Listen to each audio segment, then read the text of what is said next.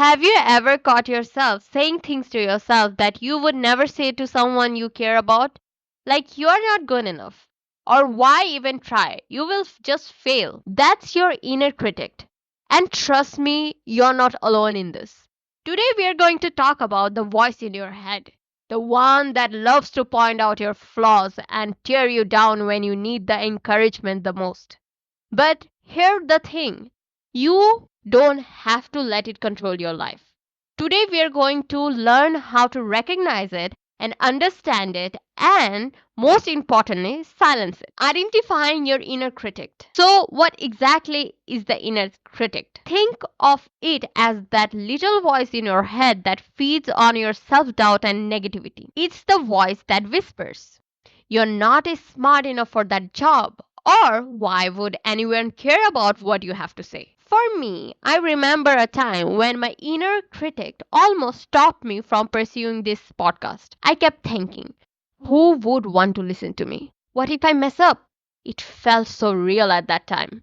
But looking back, I can see it was just fear talking. The inner critic thrives on fear and insecurity. It loves to show up when you're trying something new or stepping out of your comfort zone. But here's the truth, it's not you, it's just a pattern of thought that can be changed. Understanding the roots of inner criticism. Now let's dive into why we even have this inner critic in the first place. A lot of it comes from our experience growing up.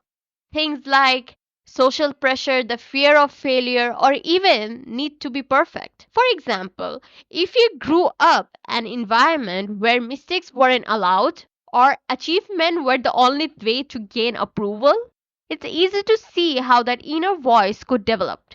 It's almost like a self defense mechanism, trying to push you to do better, but instead, it just makes you feel worse. Here is the thing, the inner critic is a learned behavior, and just like it was learned, it can be unlearned. You don't have to be stuck with it forever. Challenging negative thoughts. So, how do we challenge that negative voice? The first step is to recognize when it shows up. Pay attention to the language you are saying to yourself. Are you saying things like always or never? Those are big red flags. That inner critic is at work. One technique I love is called cognitive reframing. Instead of thinking, "I'm so bad at this," try shifting the narrative to, "I'm still learning and it's okay to make mistakes." It sounds simple, but it's powerful. Another method is what I called thought stopping. The next time you catch yourself spiral in a negative thought, literally say stop out loud if you need to, and replace that thought with something kinder, like, "I am doing my best and that's enough." And here is my favorite, treat yourself like a friend. Think about it.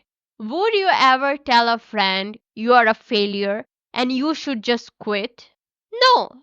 Why would you say it to yourself? Practice self-compassion. It takes time, but it's a game changer. Building a positive self-image. Let's talk about something positive. Building strong, healthy self-image. This is where we shift the focus from what's wrong to what's right. Take a moment to reflect on your strength. What are you proud of? What have you accomplished? No matter how small. Write them down if you need to. This isn't about being arrogant, it's about being honest with yourself in a kind way. And don't underestimate the power of self care. Whether it's a walk in the nature, journaling, or just taking a break when you need it. These small acts remind you that you're worth the time and effort. Finally, surround yourself with positivity. Spend time with people who lift you up, but not those who lift you down. Your environment plays a huge role in how you see yourself. Maintaining self compassion. Here is the thing about self compassion, it's not one time fix. It's something you practice every day. There will be setbacks. That's normal. But the key is to keep showing up for yourself. Some tools that can help you is meditation, great for calming your inner voice. Journaling can help you track your progress and spot pattern in your thoughts. And of course, therapy. Always a wonderful option if you're feeling stuck. Remember, self compassion isn't about being perfect, it's about being kind to yourself even when things aren't going as planned. So, to wrap things up, We talked about identifying your inner critic, understanding its roots, challenging those negative thoughts, building a positive self image, and practicing self compassion. Here is a challenge for you. Pick one technique we discussed today and try it out this week, whether it's thought stopping journaling or just being a little kinder to yourself. Every small step makes a difference. And remember, you're not alone in this. We all have an inner critic.